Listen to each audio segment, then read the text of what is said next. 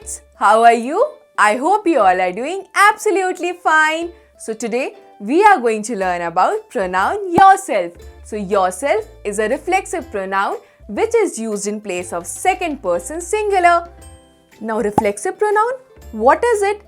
Reflexive pronoun is a pronoun in which the subject of the sentence and the object of the sentence both are same. For example, you should complete your homework by yourself. So in this sentence, you is the subject and yourself is an object, and the pronoun yourself refers back to the subject of the sentence, which is pronoun you. So let's see some examples and make the concept of pronoun yourself clear. So Rudy, our first example of pronoun yourself is you should help yourself. So in this sentence, we have used the pronoun yourself because pronoun yourself is a reflexive pronoun, which means it refers back to the subject of the sentence, which is pronoun you. Rudy, read the second example. You should take care of yourself.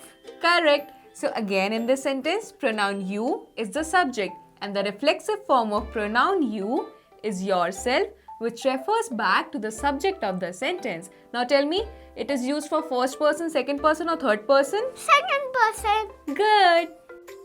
So Rudy, our last example is you do your homework by yourself. So tell me, which is a reflexive pronoun in this sentence? Yourself. Correct. And which is a subject in this sentence? You. Absolutely correct. So the reflexive pronoun yourself refers back to the subject of the sentence, which is pronoun you.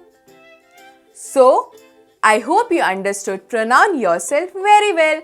Till then, bye-bye. See you in the next lesson. Please like, share and subscribe to our channel. Thank you.